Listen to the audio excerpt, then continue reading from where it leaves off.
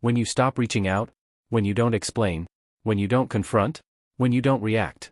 A narcissist feels something they rarely feel. Loss of control. Not loss of love. Not loss of you. But loss of emotional power. Narcissists are not broken by arguments.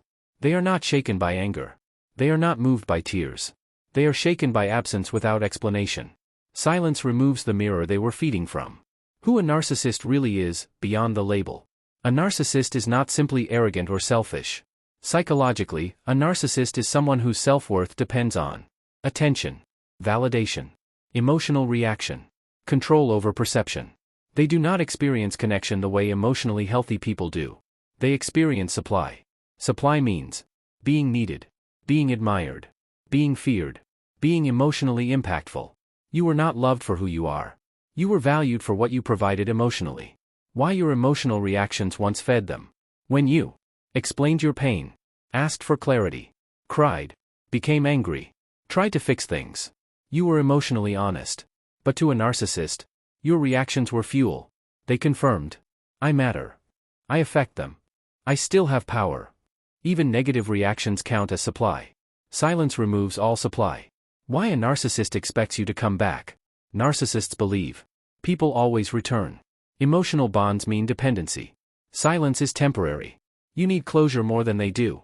Their ego says, they can't let go without me. They'll reach out eventually. This belief keeps them calm, at first. What changes when you never reach out again? When days pass, then weeks, then silence stretches? Something cracks. Not emotionally, but psychologically. They realize. You are not chasing. You are not reacting. You are not seeking explanation. You are not emotionally hooked anymore. This is unfamiliar territory. And unfamiliarity triggers anxiety.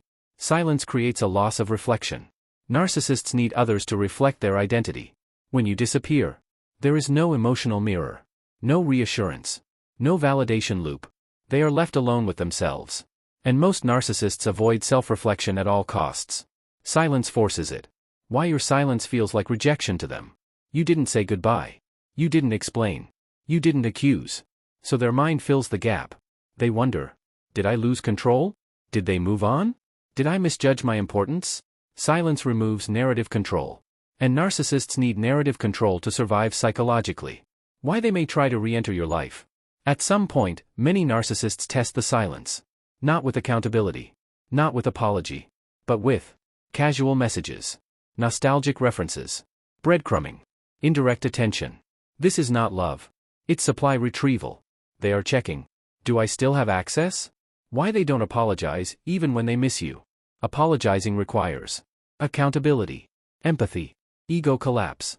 Most narcissists cannot tolerate ego collapse.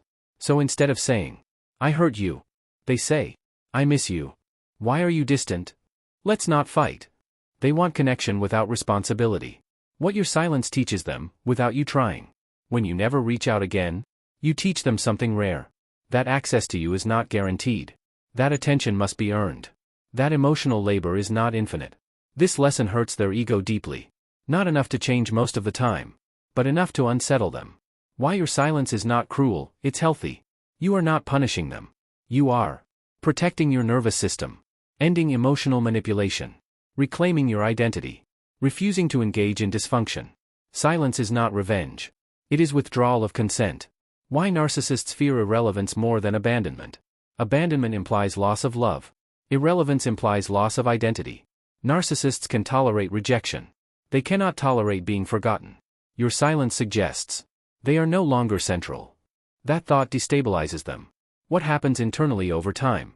If you never return, they rewrite the story to protect ego. They may villainize you.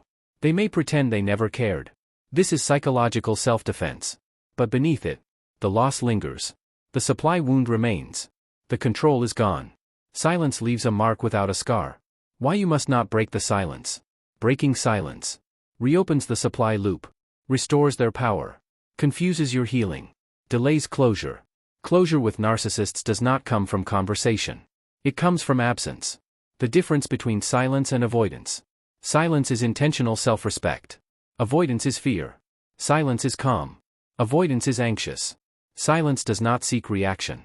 Avoidance secretly hopes for it. Healthy silence heals. Reactive silence keeps wounds open. What if they never reach out? Then silence has done its job. It showed you who needed control, who avoided accountability, who valued access over intimacy. No response is still an answer. The final realization a narcissist has. When you never reach out again, the narcissist eventually realizes they lost someone they could control, not someone they truly loved. And that realization is uncomfortable. But your healing does not depend on their awareness. Message for you. Silence is not weakness. Silence is not surrender. Silence is not loss. Silence is clarity without confrontation.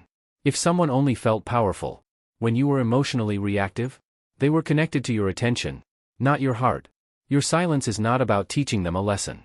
It's about choosing peace over chaos, clarity over confusion, and self-respect over emotional exhaustion. And that is real power.